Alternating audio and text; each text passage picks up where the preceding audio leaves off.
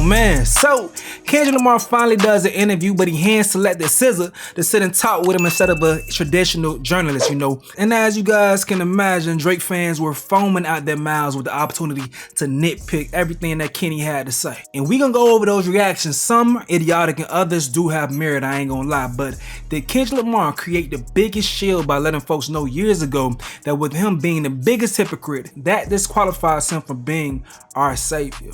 We'll talk about that a little bit later, but first, let's get into this article. So, now the publication is called Bizarre, and the writer's name is Caitlin Greenbridge, and photographs by Quentin Debris. But as stated before, Solana did the interview, so SZA took the opportunity to ask that boy about Not Like Us. So she says, can I ask you a hyper-masculine question? You can also tell me to shut the funk up.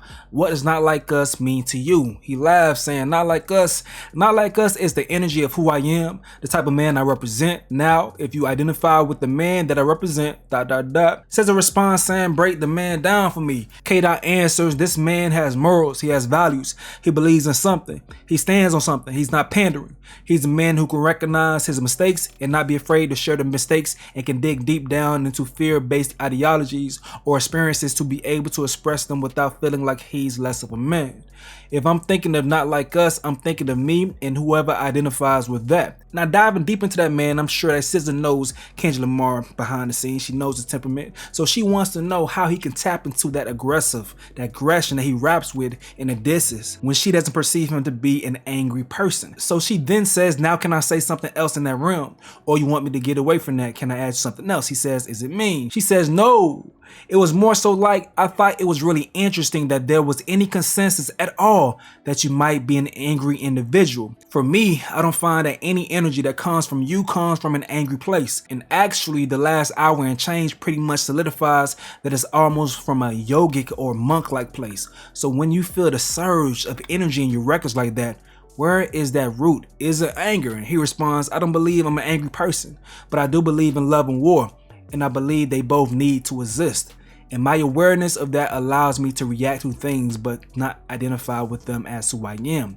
Just allowing them to exist and allowing them to flow through me. That's what I believe. Then SZA response, I'm gonna quit while I'm ahead before I say something crazy. Now let's get to the reaction to that right there. So dude says he's been saying this since day one. His albums, his takes, his stance, his gospel is true and real. He's a true artist and artiste. This person right here says this man is hilarious. None of his songs shows he has morals. A man with morals wouldn't lie on another man's character. A man with morals wouldn't cheat on his wife. You can't act like you have morals after making a song wishing death on someone. You can't say you aren't pandering when you've been pandering in the industry for years and playing on colorism ideologies within the black race. Calling women hoes is misogynistic. Also with that one over hoe term. No, Kendrick, you can't flip the switch back to being a Christian with morals when showed you are nothing like that. This person says, bro, just say lying about Drake on the track gave you the biggest song of your career. Don't need to beat around the bush, little man. Dude says Not Like Us had nothing to do with Kendrick and his morals. It was a diss track to Drake. This dude says that's crazy. Whole time I thought it was a Drake diss. This account jokes, Drake explains the meaning behind Family Matters. I was dissing Kendrick. Homie says, not saying he wrong or right, but bro's doing exactly what y'all criticize J. Cole for. Between this and Let the Party Die, he's trying to make it seem like this was for morals and love and peace, but that was not the case. This will get two completely different reactions. This man has morals, he has values, he's not pandering.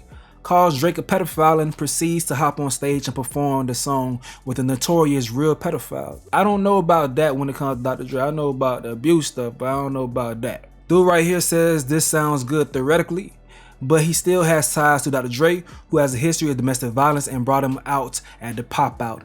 Not Like Us was simply about making fun of Drake because Drake made it personal despite initial warnings. There's no morals involved.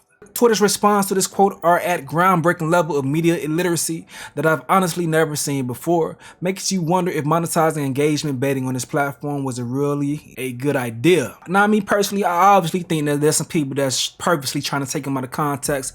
He's speaking on his morals and how they influence the angles of the diss, you feel me? Calling him a PDF file is huge for shock value, but that only scratches the surface. But even that is motivated by his moral compass. The conversation surrounding Drake's culture, culture tendencies in regards to Atlanta was much more beneath the surface than these Drake fans want to give him credit for. But I get it. They want to rewrite history to win the beef. I understand what's going on. The Dr. Dre angle though. The angle about Dr. Dre is a much more effective argument in my opinion because dude definitely has a troubled past. Optics wise, that looks horrible for Kendrick.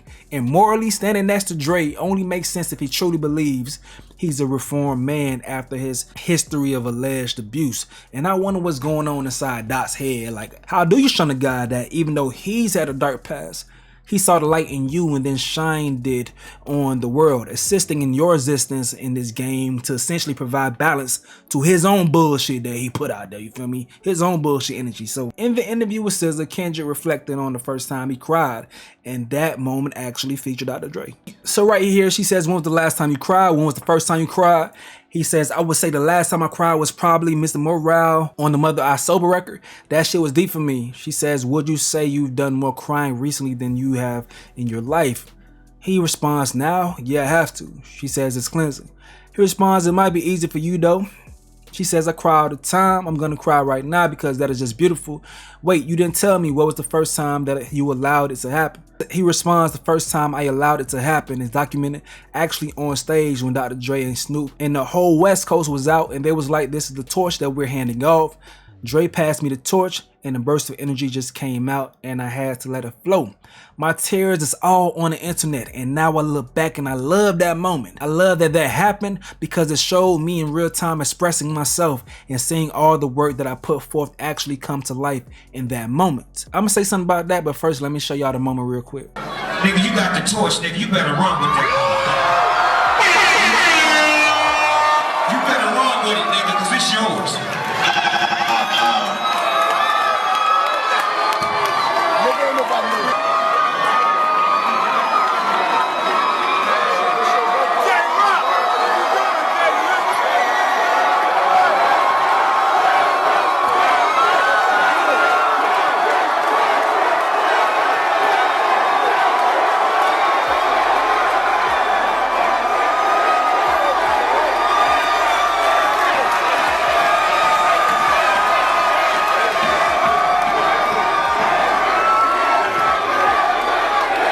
Alright, so that's really interesting though. Like I said before, even if this man does have a dark past, if the universe moved them to go ahead and give life in the industry to someone who's going to move with better energy than he did, should Kendrick not be thankful for the opportunity, you know? That's a question for y'all. And also, I see people say things like, okay, Kendrick making songs like Let the Party Die, but then you go ahead and submit yourself for the Grammys, or you do these magazine covers and things of that sort. So you participate in a party that you saying that should die.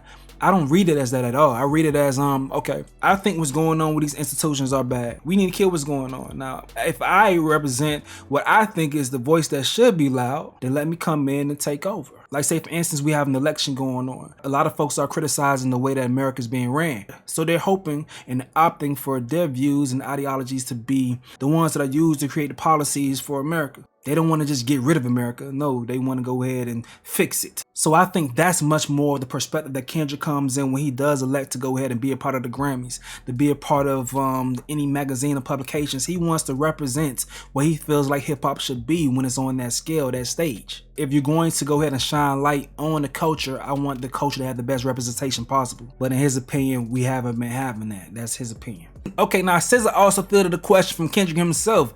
We're gonna tap into that excerpt real quick. That'll be the last excerpt that we tap into. Kendrick says, now let me see what's going on with you, man. What I've always loved about you and respected about you is your ability to fully express yourself.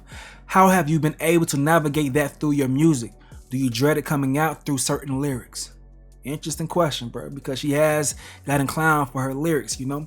She says, I wrote a song last summer that was too honest and I couldn't put it out. I just be telling on myself so crazy and I can't stop. It's like I have to tell on myself so I'm not bored, because otherwise I'm just like, what's the point? When I'm in the studio, it hurts too much sometimes. Maybe that's why I tap in and pretend to be other people. That's why I'm pretending to be you, or pretending to be Frank Ocean, or pretending to be Future, because it's easy. It's easier to be me through their eyes than it is to sit with some of the really harsh things that I say about myself. I guess I want to say nicer things about myself, so I'm like, I guess I shouldn't look through my eyes. I should look through somebody else's. But when I heard Mr. Morale, I was like, I'm not digging deep enough in my art. I'm running from so many things. So now I'm in my bag. I'm like, okay, I'm codependent. I'm a people pleaser. I'm afraid of all these things. I'm so fucking selfish. All these things I have to tell myself because I have to strip the ego from the bottom. I have to because I'm bored to death with this iteration of myself. Why am I trying not to be human so bad? Because it hurts so damn bad. But that is the job. No matter how many spirits you talk to or any of that, it just doesn't matter. You have to be here. You're going to be in the ether eventually. It's just not now. That's dope, boy. That's dope. And I lied. It's another excerpt that I want to get to, but in the meantime, in response to that, Mr. Morale seems to be an album that many creatives can relate to. And it's so crazy how music and vulnerability go hand in hand, but social media provides fans an opportunity to chastise these lyrics and judge these individuals like never before. When you think about it, these artists like Kendrick and SZA, they were inspired by acts who were able to freely create and never had this ability to engage with feedback in this manner that we have nowadays. It seems as if music used to be a journal entry for some writers, but nowadays it's a college essay with a million professors just tapping their red pens as they sift through your lyrics for the sole purpose of misunderstanding you, just to stand on their soapbox for likes and retweets. When once upon a time we turn on the album from your favorite artist or just any artist and you tapping into what they had to say, from their minds, that used to be perceived to be a privilege, especially when they really get honest with you. That was supposed to be a privilege to be able to hear their thoughts, like that's how you were supposed to digest it. Like, damn, I can't believe SZA is openly admitting to being a side chick and was fine with just dealing with a dude for the weekend. I can't believe she's insecure about a booty, I don't know if y'all heard Control like I did, but I love Control. But furthermore, I can't believe that without any public scandal, Kendrick Lamar is telling us that he cheated on his wife. And I can't believe that he gave Dr. Umar ammo by admitting that it was white chicks, you feel me? Snow bunny, dabbling in the snow. Those vulnerable moments for artists to show their chinks in their armor are now being twisted as weaknesses when it used to be strength to be able to dive into your music that way. But I think there's more power in being human. I do believe that. So when Kendrick says he's not your savior, or he's the biggest hypocrite, I believe that it's more so for himself than it is for you. So if a day comes that he falls short of his standards, it's understood that as a human, you have the room to fail. But how you respond is a true test of your character. Like, you got to get back on that bike. For the believers out there, being Christ-like is next to impossible. But like CeeLo say, I'ma die trying, you feel me? But I believe there's no foul in announcing your morals or the path that you're traveling in, and at the bare minimum, you letting motherfuckers know which direction you're going in so they can get the funk out of the way, or you're influencing folks to get on that journey with you, and that makes the road much easier in my opinion. You have more accountability partners and less temptation because you're engaging with like-minded folks. Notice I said more and less, not zero, you feel me? So speaking of that, let's tap into this last excerpt. This is the last one, I promise you. So SZA spoke about a conversation she had with Cat Williams as she met him on a movie set. She said Cat told her that she was mentally ill, but as a compliment, he was like, "Sir, I believe you might have some mental," and I was like, "Illness?" He was like, "Yeah." He said, "Oh, welcome." So she asked him about, mental illness. Do you think he has mental illness? And he says this right here. "I grew up with that term. I was hearing it when I was 5 or 6 years old." So she responds, "So you identify with it, but not as it?" He says, "My whole thing is, it's all experience. I say some shit on the record and identify with the moment, and then I don't identify with it anymore. That's just growth for me. All that shit is subjective." It's giving self-therapy was her response, and he said in response to that, "I think it's going back to my inner child, right? I was trying to understand myself, trying to find people I could relate to, how to identify myself outside of myself. It sounds crazy to a lot of people. I really can see myself out of my body. When I do that, I have no judgment toward it. It's too many eyes on me to not remove myself. That shit is scary to anybody else." She says, "Are you scared?" He says, "No, because I've learned that I can't identify with my performances on stage. I can't hold my true whole identity to that person who's on stage, because if I did, that means I would judge every movement, every time I fuck up a lyric, every time I'm off key. It's too much to deal with. So I have to have a distance between the performer and the person I close my eyes and look at the ceiling with. I had to develop that tough skin at like 16, 17 years old, not knowing it was not only for my career, but for myself. It's mentally ill for sure." So let me know what y'all think about that, man. A lot more things going on in the article. She also asked him, did he actually try ayahuasca after he suggested it to Drake? He said no, he hasn't. There's a lot more things going on in that article. But this interview is what I expected from Kendrick Lamar at this point in time, but it left many folks desiring more. This dude says, don't get me wrong, the convo between Kendrick and SZA was cool, but Kendrick knows that's not the conversation we're trying to hear. Also, this plays into the argument about the friction between artists and real music journalists. Elliot Wilson, you know, historic hip-hop journalist, he says nah on a new interview, nah on a new song, Monday mornings, West Coast. I think he was referring to a Tyler the Creator song. This dude say this Kendrick and SZA interview is pure nonsense. No more big three interviews if they just gonna beat around the bush and play on our faces like this. This lady who also is a hip-hop journalist, she says the photos are nice, but you already know I wish Kendrick had done his first convo with the rap journalist. Alright, so man, I don't know what y'all want, man. The man gave us 5 songs saying everything about Drake that we needed to hear. You know, I like when my rappers rap. An interview would be cool, but it's much more fun decoding lyrics to me. In my opinion, that's what I prefer to do. The shit that y'all want is something that you'll never get from Kendrick Lamar. And it'll be the biggest mistake if he ever did that shit, you know. But questions that y'all want to hear is like, how did the beef start? Did you really get called to be on first person shooter?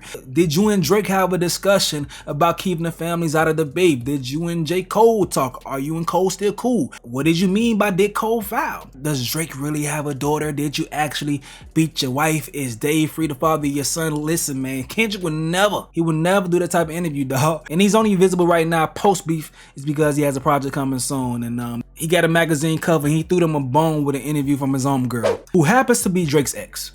Now let that marinate in your spirit. Let me know what you got to say in the comment section below. I'm going to get up out of here though. This is another update with Stace. Yo.